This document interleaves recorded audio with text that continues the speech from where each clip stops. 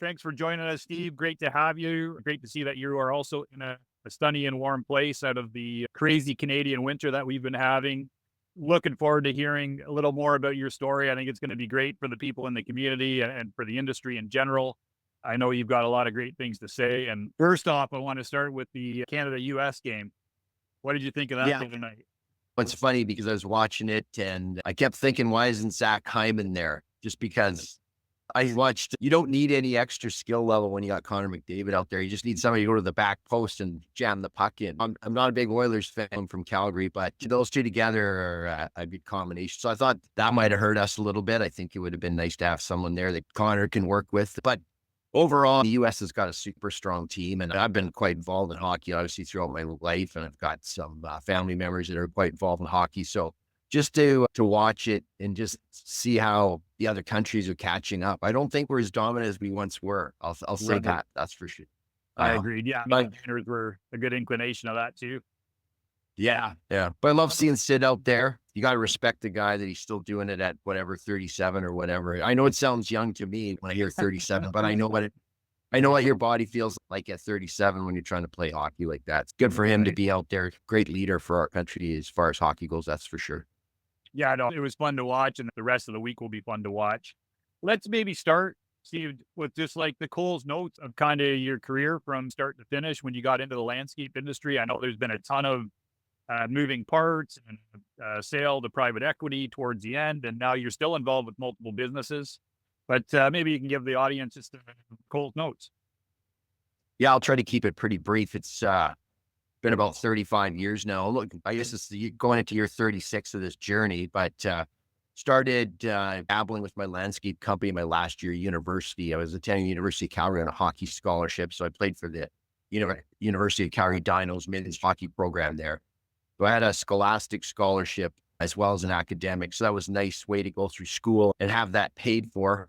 And because I was getting everything paid for, I wasn't in a big rush to get out of university. It was a great time to be going to UFC because it was also, I was playing on the men's hockey team in 1988 when the Winter Olympics came to Calgary. So Wow. we got to be a guinea pig for all the national teams that came in. We played Team Canada, US, Japanese, the Swiss, teams from Austria, Germany. So as they came into Calgary, we had these kind of off the radar games. So that was very interesting back then. But that being said, started ULS when I was in university for a business MBA level university course. We had to write a business plan. So we did, and we wrote it about this white knighting the industry. The landscape industry is still very fragmented, but back then it was crazy. There was no cell phones when I started my company, no email, and most trucks were leaking oil everywhere, and AC/DC shirts and cigarettes get flicked out of the window. And we saw this chance to clean up the industry. So we wrote this business plan, me and a good buddy of mine. So then we quickly launched the company in 89. And he actually went and took a job downtown. I just couldn't do it. I couldn't put the suit on. I was always a guy that loved the physicality of being outside. My summer jobs up to then had been tree planting, working seismic, jumping out of helicopters. So that was neat. But really focused on the landscaping. And I decided just to stay with it. And so really quickly, Paul, my best friend, he left the business, and then I partnered with my brother and his best friend. And we grew the business quite rapidly. And by about 93, we bought my brother out. And then the business kept growing all the way up until 2012 when I bought out my last partner, Ross. And I always say it's probably one of the greatest things that happened in businesses. I always say I'm a brother that my mom and dad gave me. At least I think it's my mom and dad. You haven't done the DNA test. But, and Jim has been a great brother. I still love the guy. And then I got another brother through business, and that was Ross. And me and Ross stayed together for 23 years up until 2012. And then we had to part ways. And I always say to people, when you're in business with partners and or a partner, you need to check in all the time. And me and Ross were pretty good about that. But near the end, we just had conflicting views on how things should be and how we wanted to run the business. I bought Ross out in 2012 and continued to grow the business. Now, when I bought Ross out, it was great. I got the whole business to myself, but I think I was more worried about getting out of the business than really figuring out how to finance getting out of the business. So that was a big lesson for me. And right away, I started to make these payments and I navigated that. But it was hard on us for a company because, What sort of size were you then, Steve? yeah, we were right around, we were right around I'd say about $16 million at that time, maybe 18. So it was a substantial check Absolutely. to, to pay Ross out. And me and Ross, when we first went through the talks and we had to navigate this, it got to a place probably for, I would say, a couple months where it was damaging to our relationship. But I got to give us credit because we worked through it, and today we're best friends still. I play hockey with him two times a week. He calls me up every week. We're like brothers again. But it was very hard to navigate that. And then after, I was left with this burden of, I wanted to make sure I made good on my promises, and it was a buyout. So that put a lot of pressure on the business, especially from a cash perspective. Needed a lot of cash to make this work. So anyway, I navigated through, and then around 2018, 2019, I got a call from private equity, and that's when I decided to sell. We were at about 30 million at that point. So I'd grown the business quite a bit while Yeah. Ross. So I was paying Ross all this cash, and we had this rapid growth. So it put, again, lots of pressure from a cash perspective, but navigated it. And in I would say around 2018, I was getting really tired. I had started up another company, Spectrum Equipment. That went from 0 to 10 million in 18 months. That company exploded. It had huge cash requirements. We had started off with a small fleet of heavy equipment, but by then we had already up to about 80 or 90 pieces. When we're talking about 15 or so rock trucks and all this stuff, it was a lot of debt on that company. But so I had all this pressure. So when I first started to talk to private equity, for me, I wanted to make sure that the company could continue. It's hard to exit. I know all the owners out there would probably, it doesn't matter what size you are, but if you're in a relationship, your wife or your girlfriend saying, when do we get to go on a holiday, or when can we buy a new vehicle? And all the money seems to go back into a very capital intensive industry like landscaping. Yes. What I see margin. So it just eats cash. So I just felt like I needed to pull some poker chips off the table. So here I am, 2019. I've got Spectrum that's doing 10 million. I've got an industrial condo warehouse company. We're building commercial warehousing space. That company's doing about 10 million a year. And then, S is doing, let's say, 31 million. So I had $51 million revenue from 3 different companies. I'd like to think I was a pretty good delegator, and I think I did a good job, and that's why I could juggle all that. I still went to the gym every day at 3:00, and I wasn't one of these guys that's working all day and night, but I just felt a lot of pressure from all these different areas. So decided that ULS was the one that I'd been there the longest. I felt like it was just time to move on. So I met with my senior management team, and they all agreed they liked the idea of going on this adventure with private equity. So you might not be as happy about it now, but you were at the time. So you went on that adventure, and that started in 2019. And then I felt okay. I was away from it. And for 3 or 4 months, I was over at Spectrum's facility, sitting in that office. And then I got a call from private equity. They wanted me to come back and be the CEO. So I signed back on to be the CEO of ULS across Canada. And we rapidly grew the company from 30 million up to right around 100 million. And to be honest, a lot of that came from acquisitions. So we bought other companies. So got to see that process and how it works. There was obviously some organic growth in there, but most of it came through acquisition. So we had acquired roughly 4 or 5 other companies. And when I left at the CEO position, which would have been in late 2022, we had grown to about 9 offices across Canada. So our farthest east we went was into Gatineau and Hull. We serviced some highway contracts there for the province with some bigger configuration trucks, like more like highway trucks. And then we had offices all the way across, obviously, to Calgary, Edmonton, Red Deer, Saskatoon, a couple in Toronto, Ottawa, and then into Quebec. We didn't have a brick and mortar facility in Quebec, where we did do quite a bit of work in Quebec out of our Ottawa office, which was pretty large. That was where we got to. 2023. I stepped down as CEO. I was on the board throughout all this, but I sat as the corporate development officer, which I think was just a lofty term for Steve's tenure was coming to an end.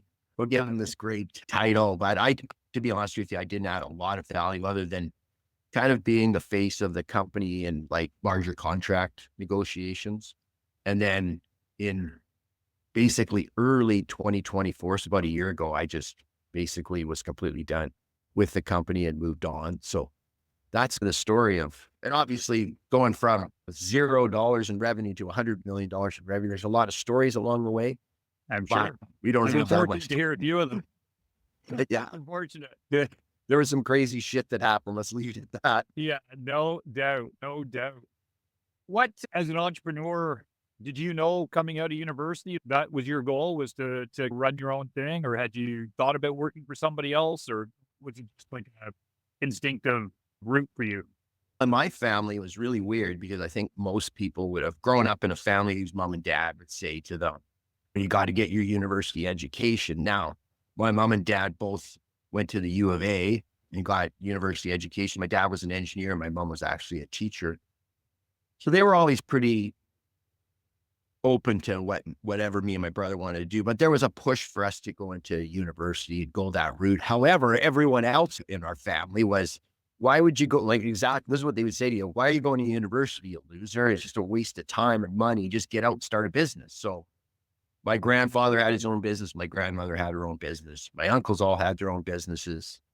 And eventually my mom retired from teaching and started up her own company. So I was in this very entrepreneurial kind of family where my grandma won all these awards for business, and my uncles were starting up pizza businesses and all kinds of different companies. They had a construction company. So I was always getting this pull to, like, why waste your time? And I always said to them, look, I'm going to go to university so that I can honestly know that it was useless. It's like, and the other thing is, I'll be honest, is there was the hockey. Like, I was going there, I got to play hockey and it was having a lot of fun. And school didn't cost me money. For a lot of young people, when they go to university, it's a big commitment now, $10 or $1,000 a year if you're going to Canadian university. And if you go to the US, I got offered hockey scholarships back there to the University of Anchorage, and it was 200 grand to go there for 4 years. And that was 30 years ago. It's expensive. For me, I went to university, but I never wanted to get out and work for somebody. I knew from day one, and it led to some pretty funny stories because I wasn't part back then. So Queens was the #1 business school, and then USC was considered #2 back then. I don't know where they all fall now, but so we had a lot of students that would show up to school in suits. Like, it was like, I don't know if you Right. remember that Family Ties, Alex P. Keaton. That was a big joke. Like, everybody's wearing the suits, and they'd go to school and I'd be like wearing a backwards baseball hat. I had this white t-shirt and a marker that said C's get degrees. And I had my hockey sweats on and long hair and prototypical Shoresy or whatever, but maybe a little more educated. And I just went to school and had fun. And everyone's like, my profs would be like, Steve, there's all these companies, oil companies from Calgary hanging around here looking for people to come and work for them. And you just have this laissez-faire attitude. You're just laying around. And I'm like, I'm not working for anybody. I know that. I'm going to start my own business. I just don't know what it is yet. And maybe that's a little naive. And I did it in good taste. It was always a tongue-in-cheek thing with me. But I had my kids when I was in university already. I would go to school all day. I'd go to hockey practice. I worked in the evening. I had 2 kids and I lived in married student housing off campus. So it was all I could do just to get through a day. So Right. I didn't have time to tie a tie around my neck, but I always wanted to do my own thing from Good. day one, you know. Yeah, I think it's something some people struggle with and some people just know. You got me thinking when you were talking about your journey and you were talking about your partnership with your first partner or your second brother. I've got a couple of companies that I work for now or with now doing some consulting and coaching, and they're in partnerships. And they're smaller companies. They're more like in the 1 million to 1.5 million range, but on a good trajectory and working hard at it. What other things do you think you could offer some guys, like knowing what you guys went through from 1 million to 10 million or 12 million, wherever you were at when or sorry, I think you said 15 or 16 when you parted. Um, but knowing what you know now, what things could you have done a little bit differently just to, because I know that it can create a lot of friction, or it can be one partner is doing more than the other.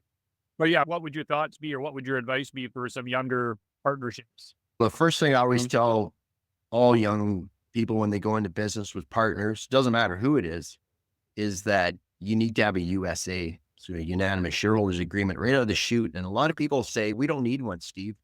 We get along. Everything's great. We have no problems. And I always say, this is the time to write it because you have consensus and you're all getting along. So sit down and come up with an agreeable terms for your USA and lay it all out, because the issue with not having a USA is that when things get shitty and they start to bang heads, you're not in a position then to negotiate a fair USA that looks after everybody's best interests. So you need to understand that the first thing, if any type of partnership, and you might say to yourself, the business isn't that big. It's only like 500,000 or 400,000 or a million or whatever. It doesn't matter what size it is, but that doesn't matter. There needs to be fair rules and ways to deal with death, disagreement, divorce. There's all kinds of issues. And what a lot of people in partnerships and business partnerships don't understand is a lot of the friction on partnerships within the business comes from outside the business. So people get married or they get into relationships outside the business. And if you don't think that doesn't affect the business, you're crazy,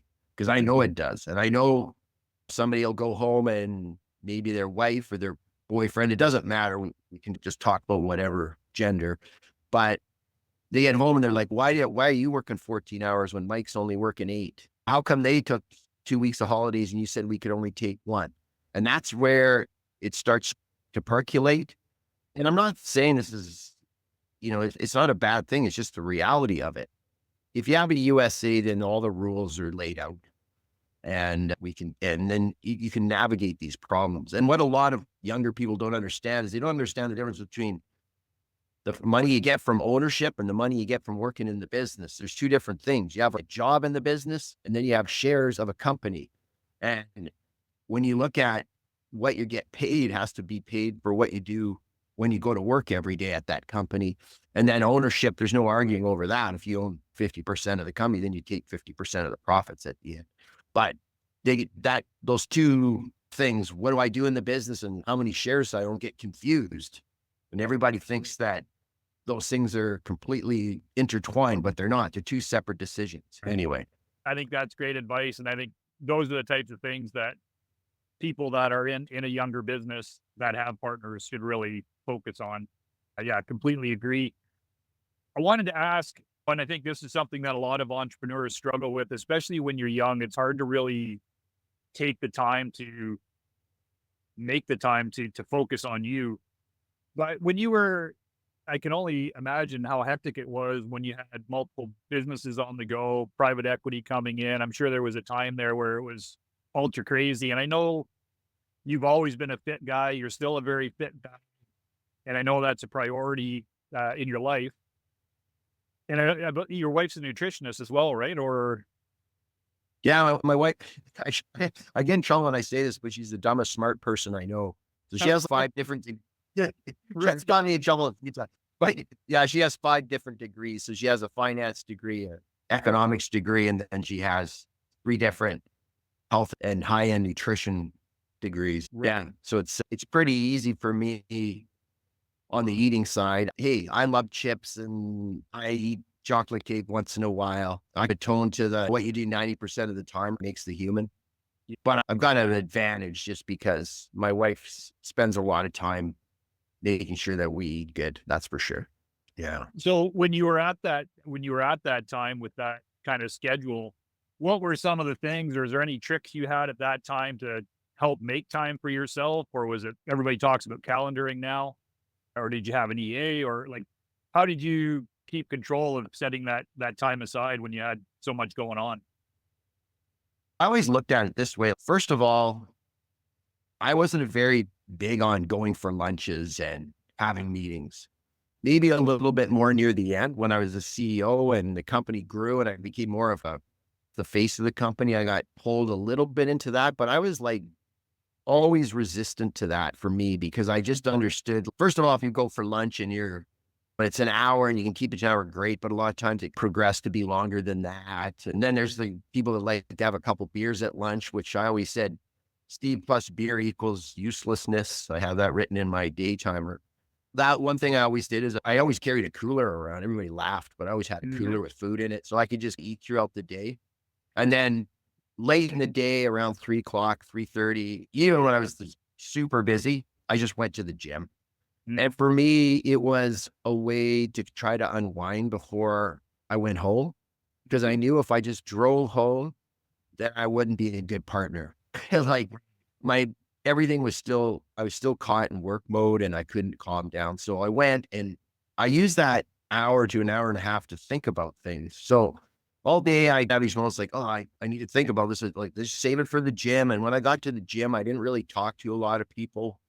I just went in there and went through stuff, but it was a way for me to think about things. Now, later on, as I got a little bit older, I was lucky and I bumped into a fellow one day in the gym, a guy named Brian Maurer. I ended up starting to work out, and he owned like one of the very successful renovation company in Calgary. He asked me a question one day when I was working out. And I'm like, I don't really want to talk to this guy, but I did. We hit it off. And then probably the last 10 years of me going to the gym, I would go with Brian, and we always called it weights and business. And we would go in there and work out together, and we'd bring our problems or we would needed advice. And Brian was really instrumental in walking me through the whole private equity thing. And then he got bought out. His was more of he was a minority shareholder. So he got put in a situation where he was a tag along.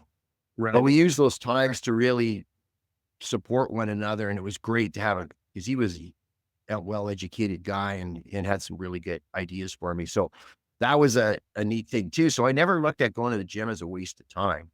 It was always a mind clearing or mind expanding time for me. And that's what I used it for. Yeah. Awesome. Yeah.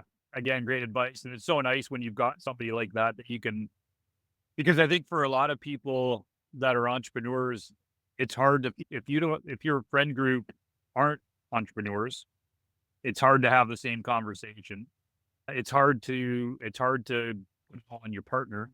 So it's great if you've got a relationship like that. I'm fortunate that way. I've got a few people in my life that, whether it's through the gym or holiday or golf or whatever, that certainly helps me. And I certainly know the physical end of it. Everybody feels better when you're eating right, working out regular, mind's right. It makes such a difference.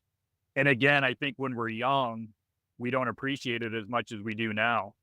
I can think back to having stretches of years where I never worked out, or if I did, it was so random 2 or 3 times a month because I felt like work was more important. And when I look back now, I think I probably could have done it a little differently. I've got some questions that came in from Instagram and from the community, so I was gonna throw a few of these at. Sure. First one we got is from Rick, and he is asking, "What is the one thing you would tell yourself knowing what you know now when you were at 1,000,000?"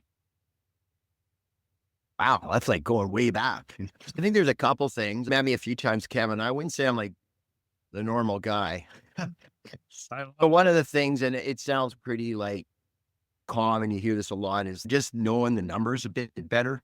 I was a business graduate, but I'll be honest with you, my major when I came out of with my BCom was marketing.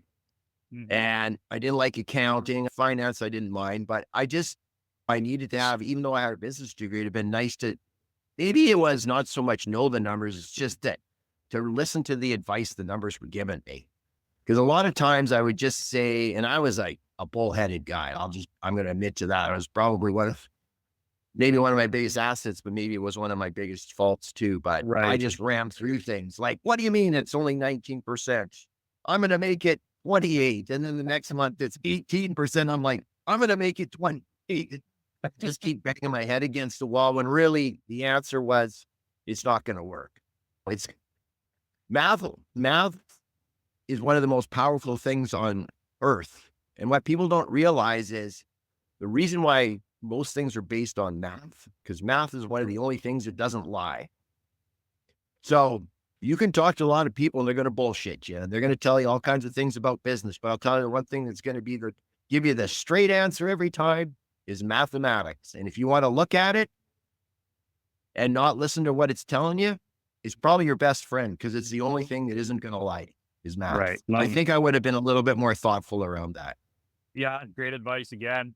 Yeah, I think it's at the $1,000,000 stage, you're still in that if I just work harder mindset, and it's hard to step back. And often too, you're probably not at the point where you have somebody to help you with it. You haven't hired that person yet. You're still trying to do it based on what you know, or your spouse is helping you, or a friend. But that is great. So I was asking, what would you say has been the highlight of your career so far? Oh man. That's a tough one too. Yeah, it is a tough one. I would, when you say so far, I think it's just always been about people. I got into this because when I was played hockey, I was the captain of my team. When I was played rugby, I was the captain of my team.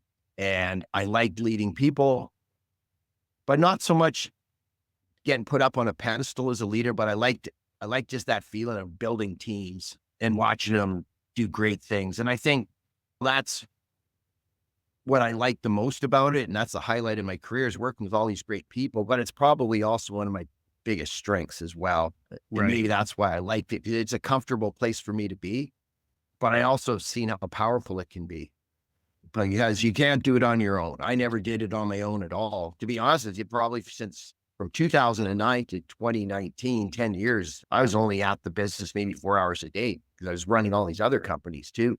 Yeah, I would have to say it's just the journey and just all the friends I've made. And a lot of people say, well, you shouldn't have friends in business. I'm like, what are you talking about? That's a 30-year life. You better have friends there. You better enjoy Absolutely. being there. Better like working with people. If you don't, then my advice would be you need to move on, because you will not be successful if you can't find some joy in it. Yeah. Like it. Abby asks, what advice would you give your 20-year-old self, business or life related? I get a lot of those things, but they're just stepping stones to where I am now. And I wouldn't trade any of them. Right. Some of the injuries I had from doing dumb things, I was a bit reckless when I was younger. Those things, I think I wish I would have been a little bit more mindful, but I wouldn't have got where I've got without going through everything I did, Right. everything. Life's a full package. And I can see where people get into a position of having regrets and stuff. But I think if you just wait till tomorrow to fix it and the next day to fix it, then you're going to just be another year down the road having regrets. So you need to stop and right the ship right away. Yeah. Rip But off the Band-Aid. Next up, I don't know if I really answered that one, but well, I think it's a pretty hard one to pinpoint as well. And whether it's business or life related, I think that's a good answer, is to move forward without regrets. And if you have regrets, learn from them and move on. Stefan, our business is currently doing 5 to 5.5 million a year, and we are struggling to move forward. Any tips? that's a loaded question because I don't know what the struggle is. If it's Yeah, trying to get more revenue, or are you banging up against the fact that you don't have the ability to manage the company past that mark? So there's two kind of places where people will get stuck that I see. One of them is they just can't. Well, it really all comes down to not being able to manage past that point. So I guess in most situations, the best thing you have to do is you have to look for better people. You have to bring people on into your company that challenge you, that push you, that make you feel uncomfortable, that ask you questions that you haven't asked yourself, that put you in places that you haven't been before. Because if you're at 5 million and you can't get past it and you keep doing the things that got you there, then that's the only place you're going to get. So that's usually more of a opening yourself to the world of bringing different energy into your company. And it usually comes through people. Now, it's right. just strictly trying to acquire contracts. Then one of the things that I would do is I use the term going elephant hunting. So every year I would have a meeting and I'd call it the elephant hunting meeting. Everybody would laugh and everybody would bring, like my top people, sales team, and would bring me like 3 really big contracts that we could go after. And they had to be like crazy stuff. Not we're going to try to get 10 more HOAs. No, it's we want to rebuild the Calgary Zoo, or we want to do Right. snow removal for transit. And we put these on a board, and then we had a way of working through these over the year. And sometimes it would take up to 5 years before we got some of those contracts. But the mindset around that was incredible because it pushed people to really push the boundaries and try to get meetings and trying to look at how do we get these contracts. Right. That's the way you got to start yourself to go to that next level. You see those bigger companies doing bigger jobs. They were just like you one day until somebody said, hey, let's go try to shoot an elephant. And when you kill one, there's only one way to eat it, one bite at a time. Yeah. And we always joked around, drag it back to the tribe and let them start to digest it. So those are when you get to those kind of, and there's jumps in business. That's a big company. That's great that they got there. Yeah. Congratulations. But that to get from 5 to 10 is a quantum leap. To get to 10 to 20 is a quantum leap, and 20 to 30 is a quantum leap. So you have to really change what you're doing to get to those bigger stages. Right.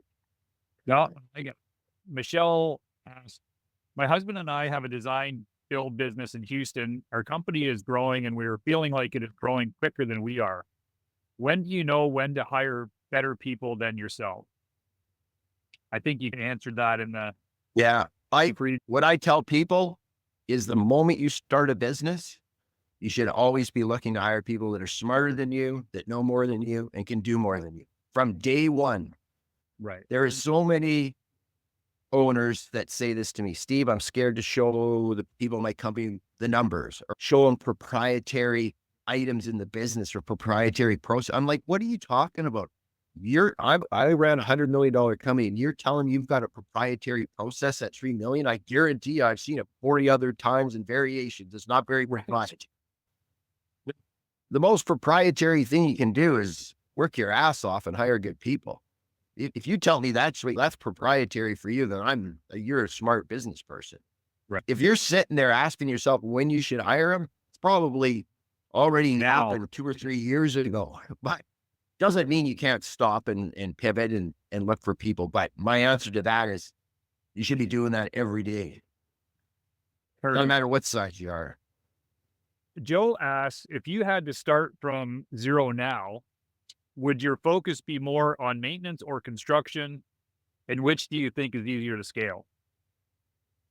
That's a good question. When we were at 100 million, we were probably doing 45 million, 50 million in snow, probably 20 million in construction and 30 million in maintenance. So if you took 50 million from snow and then 30 million of maintenance, you're really 80 million, call it.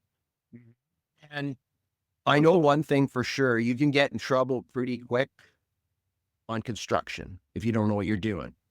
But it's also easier to get higher revenue per hour, those type of things, because you've got the ability to sell products.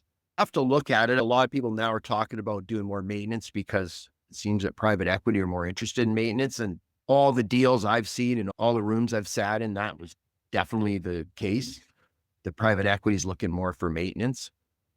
I can argue with private equity about that, but we won't get into that. But I think I like maintenance.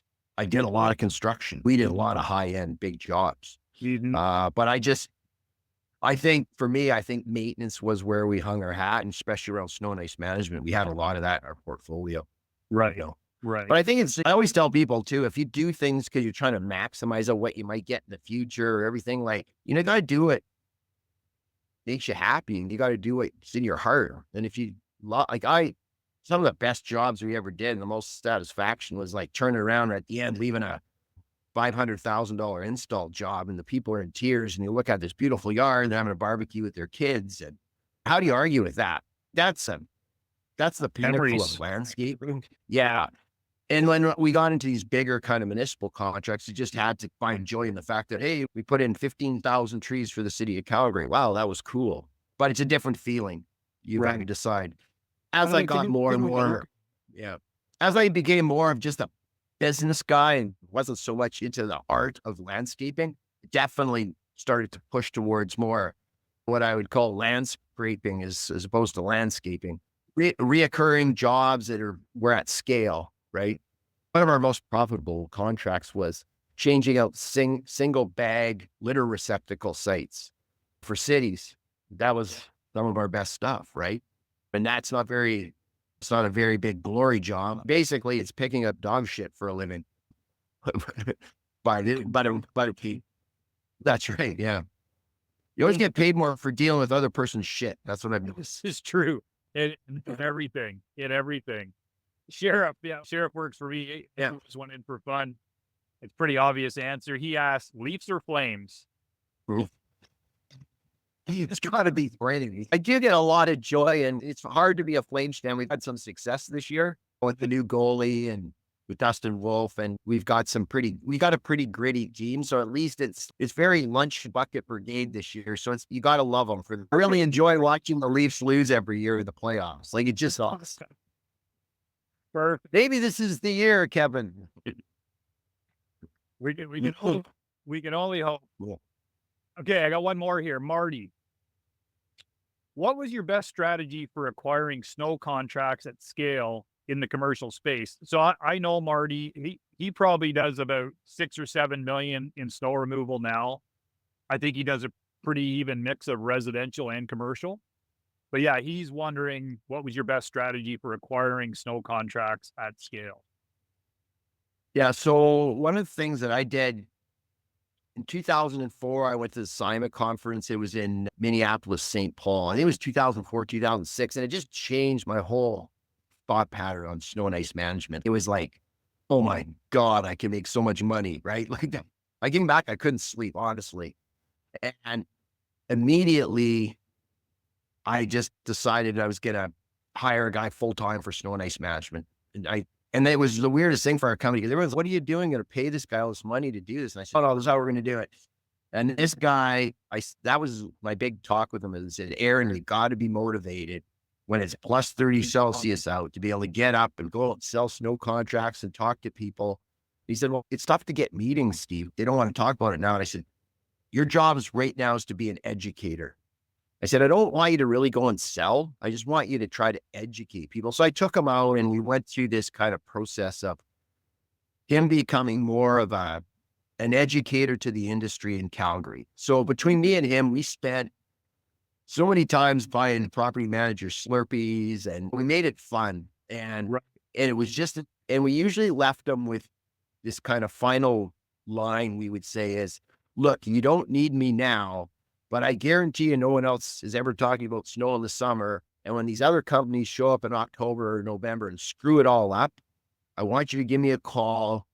We probably won't be able to get you in because we'll be booked up, but we want to be there as a backup to help you.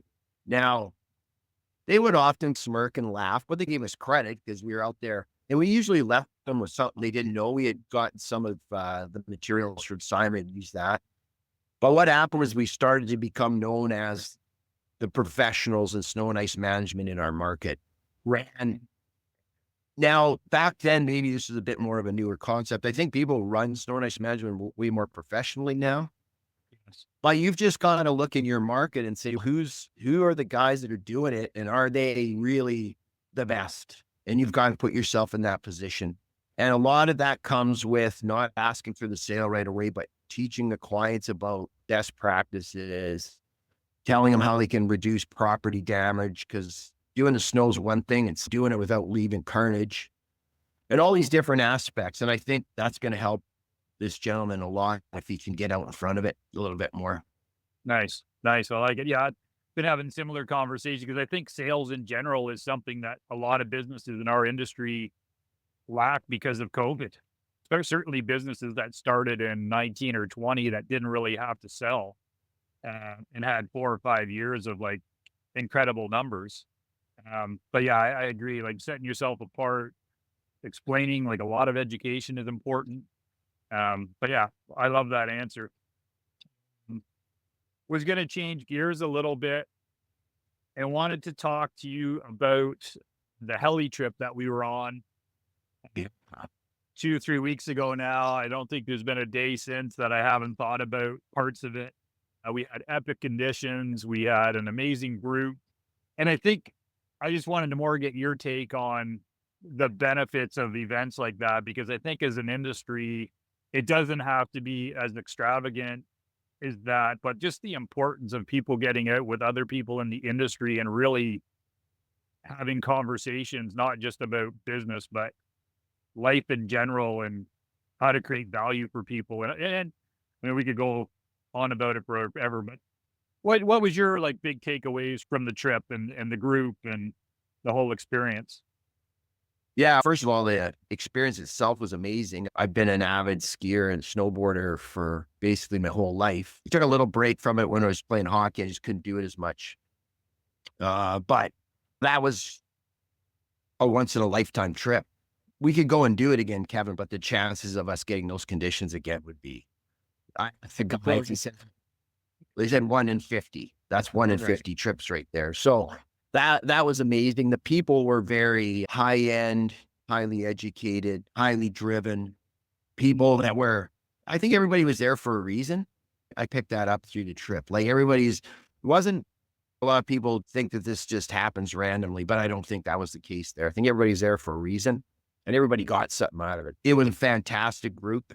The level of sharing that we had, those 2-hour talks every night, I thought that was a great way. Instead of just sitting around and playing cards, everybody kept educating themselves as opposed to just, it would have been easy. Just everybody was tired Yeah. and easy just to have an extra beer and fall asleep on the couch. But I think everybody stayed engaged and was in it for more than just themselves and was there to share and to learn. So I thought that was great.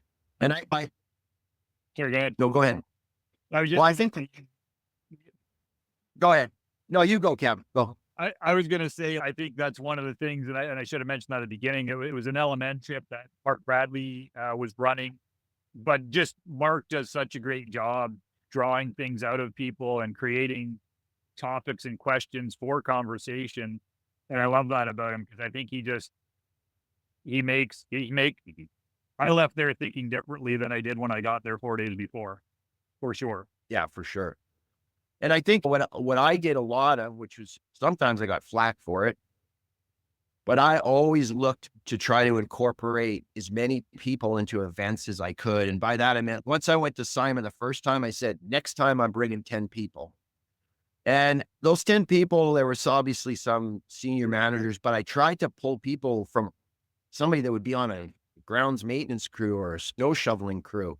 And sometimes we did it through, we had company contests, like if you had some out of safety days and everybody in the company got went to a draw, and then 4 people got all expense paid trip to Providence, Rhode Island for the Simon show. And I Right. take along people that I really hadn't even did. We had, after private equity was bought, so we had 800 employees. Before that, I had about 300. So they're like people you try to get to know everybody in a 300 person company, but it's tough. Like people are coming on a trip with Steve and they have never even met him before that. Right. And it's amazing. But I'll tell you, you do that for staff and everybody that went on those trips, it was like I signed them up for a 10-year deal. Like they wouldn't leave. They knew we were invested and they would come back and tell the other employees. And the next year we tried to bring more, and sometimes we'd send just different groups to things. And we got very involved in just like the CSP program and the ACM program, everything through that Simon offers, and getting people certified and getting people educated and sending people to Olds College, like anything we could do. When I hear all this talk about I can't find good employees, but you can't offer these jobs. Like nobody's signing up to change dog crap out of a garbage. They're signing up to be part of something bigger. They want to have a career. People will do stuff for a year or two if they know it's a stepping stone to something bigger. But when you just lock them in with no hope of advancing, all people want to be better, I think. And if they don't, then you don't want them working at your company. Yeah. So even those events like Mark had, that's just like Kevin Scott's next step in learning. Yeah. That's Yeah. what it was. Yeah, and just such great information to share from it too, and things that I know will improve my business and hopefully my coaching and just strategy in general. But I think you're right too, talking about trying to get your team involved as much as possible, because likely a lot of those people that you took to a Simon event would never go, right? Or have the means to go. So to really be opened up to it. And I think until you start actually going to some of these things, it's hard to get your mind into that space. Like some people just don't understand the value that could come from it. Um, so anyway, I just thought the whole thing was incredible. Um, what are you hoping to do next year? You've had this amazing career. You sold a big business, a massive business. You've got other businesses on the go. What are your kind of next steps? What do you hope to do over the next 5 to 10 years? Besides smoke cigars. Trying to cut down on the cigar smoking. I don't have as many as I used to, but I think really when I completely got out of ULS, it felt like really strange to me. And I felt discomforting because I'd so used to working so much. And so I challenged myself. I took about the first year and a half, and I came up, I always have these mantras, right? Like kind of little things that I think of every day. And my new mantra was be curious. That was one of them. The other one was your purpose is to find a new purpose. So those are the two things that I kept putting into my head. And I stayed away from just rushing into something else because I don't think it would be fair to anybody to do that. It's no different than if you're in a relationship, like you're married or you're in a romantic relationship, leave it, you run over, you get in another one a week later. You haven't learned anything from the first relationship. You didn't take the time to digest it. Took that time, and I was very curious. I looked at other businesses, and I had a number of job offers, which I couldn't take because I have a non-compete. So I just hung out, stayed curious. But I think now, for the next probably 5 to 10 years, I think I have a lot to offer and give back to the industry. And that's where I want to park my hats. I've talked a lot with Mark about working with landscapers and supporting them in the advisory kind of role. And to me, that sounds like a good place for Steve to be. I'm like, got 1 year left of being 50. And I think I have a lot to offer some person that's starting up a company or somebody that's a $30 million company or somebody's a $50 million. I've went through every stage and I'm hoping that I can help people not make all the mistakes I made. They're still going to make some, but I can say, hey, like I did that back in 2012. This is what happened. And I like the idea of moving into that mentoring role and being a go-to for some advice and advisory work. Amazing. Yeah, I know. I've always loved that saying 20 to 35, you learn, 35 to 45, you earn, and 50 to 60, you return. So yeah, it's so rewarding as well. I think it's when you can see the difference that some support makes in a business or even in an entrepreneur's life or their team's life. One of the things I did recently that I really loved was a facility tour. So I was there for 4 hours, got walked through the tour, but then met with the whole management team. This is a company that does about 11 million a year and had been in business for 20 years. They really needed a lot of work on their systems, but they had great culture and so many great things going. But when I step back and look at it, I know there's very easy ways to help them, which will make dramatic improvements. And if nothing else, just getting management connected with the owner. And anyway, there's all kinds of things we could talk about as far as helping people. And I think that's one of the things I love about it and like about this journey as well. Yeah. And I think on that note, can probably wrap up. Just really want to thank you, Steve. I've always appreciated the conversation we've had. I think you knock the way you deliver it sometimes, but I think it's honest, it's heartfelt, and I have heard some of the greatest tips I've ever heard from you, stuff that my team still uses and laughs about just through conversations they've had with you. So I think I'm excited to watch what you do over the next few years and how you help the industry elevate. And I hope to see you soon for a cold beer and a cigar.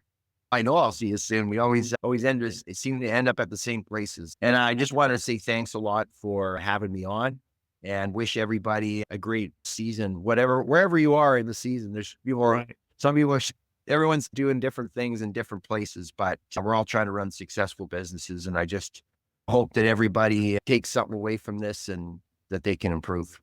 Amazing. Thanks very much, Steve. I really appreciate it. You bet. And then, yeah, Max can probably edit it from there. That was awesome.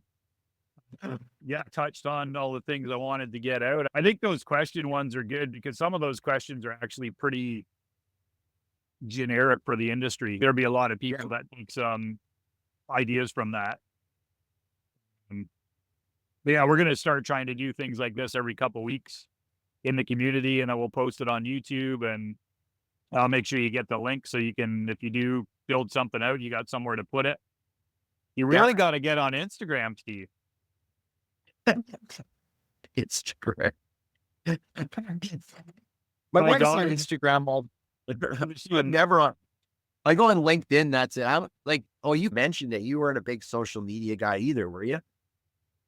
Not at all, but it is definitely getting easier the more I do it. But I think it's just the way to hit the most people.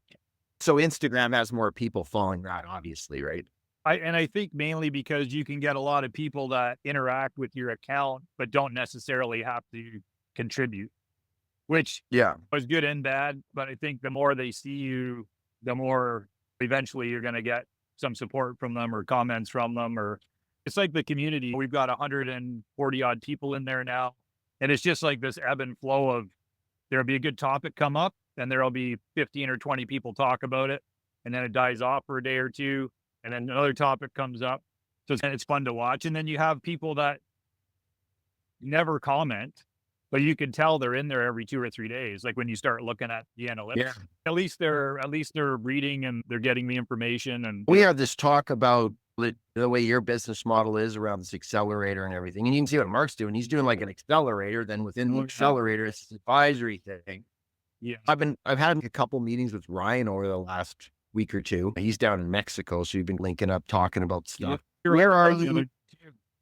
Yeah, so where are you with this whole thing with Mark and working with Leanscaper? I know Ryan told me he's all in. I told Mark I'm all in. I don't know where you are at with it, because it's tough because you've been doing this thing and now you're like going, how does it fit in, right? Yeah, I'm gonna do it as well. I've been dealing with Dave Ellis. I'm gonna sign up for the one of the packages just so I can send some. I'm gonna do I think it's $3,000 a month. Send 4 people to every event. Yeah. And I think like for what I'm doing at my Muskoka Landscapers with selling to some of the guys, it'll be a good transition for them to start learning more from that side. But yeah, I think what they're doing there is amazing. And then yeah, I'm gonna, from what Dave was saying, basically you tell them your number and they're gonna try and steer right people to you for coaching. So I think it's another good avenue to get a few people. The thing I would say, and I don't know if I was talking to Ryan about this the other day when I did that facility tour. That to me made way more difference than an hour a week phone call because it had everybody there. Like honest conversations about things that, for whatever reason, I think they felt it, the team felt like they could bring things up that they wouldn't if I wasn't there to the owner. And then it really made Well, the owner hear them too. I don't know if you've seen that kind of template that they have for the advisory program yet. Have you seen that template? No. There's some pretty, I actually think it's a little bit too heavy on the hands-on, because I just think the hours that you're going to need to run one client would be too heavy. And now Mark's, it's just an example, or it's just our first go at it. But I told Mark I would never even do it if I couldn't go. I need 3 days on site to start. But then Mark has more than that. Like he has 3 days on site, and it's every quarter is another follow-up. And I'm like, I'm just trying to template out the hours for a client, and it was getting too much based on what they have. But I got a meeting with Kristen this week, and I'm just going to talk to her, walk through it with her.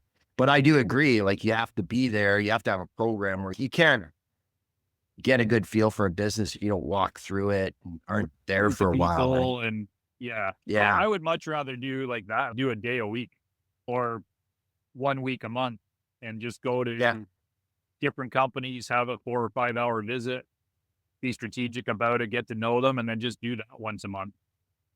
Yeah. The weekly calls are good, but I don't think you make as much impact at going there. No, but I think if you go there and then you set some templates up as far as here's what your goals and objectives, and here's a strategic plan we're going to stick to for the next 12 months. Yeah. Then you can call them and talk to them, but you got to go there to start it. And then you probably have to go there again, maybe halfway through this year or something. Yeah. Now it's different. You might have, like, how I look at it is, let's say I'm working for a company in Calgary. That's not happening because I'll get sued. Let's say I go and work for a company in Toronto. Another company in Toronto doesn't really want me working for them because now I'm like working for their competitor. Well, I look at it like you're going to have maybe 6 or 7 or 8 or 10 clients, but they're going to be spread out a little bit. But it'd be harder for me. Maybe it'd be easier for you because you can get to a lot of places in one flight. Toronto, Oakville, Muskoka. Yeah. Like Calgary, travels a little bit. You don't have to go somewhere to get Alabama or Virginia or whatever. Yeah. Like I'm like get to Rochester. Yeah. Yeah. You're a day of travel. Yeah. So you go there once and okay. It'll be neat to see how it all templates out because Mark was like, you can do whatever you want. Can you? That's like, I doubt Mark's going to let you just do whatever the hell you want. I guess if it's fun. Their format, I think. Or they're teach what they're teaching, basically. Yeah, you want to use the tools that they're building you. Why would you want to reinvent your own tool? I think everything Mark's got there is all stuff that's you should be using. I look at it like I'm a professional plumber and Mark has a van with every tool I need in it. And he's here. You can hire yourself out as a contractor, get in my van and go fix houses, you fix plumbing. That's how I've explained it to friends of mine that basically, or he's Remax, and I've got a desk at the Remax central office in Pittsburgh. Yeah, I'm sure it's gonna do amazing. They got a ton of people in there already.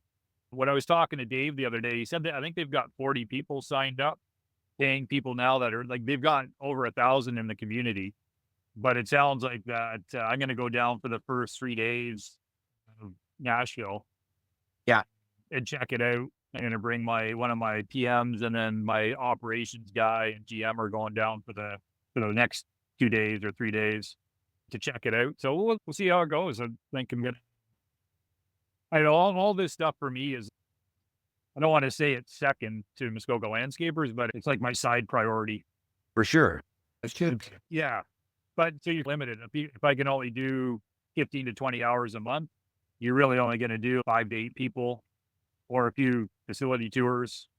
Anyway, it's all good. No, I'm loving it. When I do get the chance to do stuff like this and have calls and like really feel like I'm helping people, or how I felt after doing that facility thing, like that, worth it. Worth it. Yeah. Sure. And you're in a good position because you've got some pretty good stakeholders in that business there. Yeah. So, it's an easy conversation to say, hey, guys, I'm looking at putting more effort into this, coaching, consulting, advising. They're all 3 different words, actually, all carry different responsibilities. But if you're going to do more of that, you just tell them, look, I want you guys to step up. And, you've got, Ryan's doing, are you selling off parts of the business, or that was Ryan, right? No, I'm doing the same. So I'm selling 14% to 4 guys. Yeah. Yeah. So there go forever. Yeah. So that's going to be the transition this year. By the end of the year, they should have purchased. Yeah. And this year to me, and last year was too, but this year is really about training them to do what they need to do.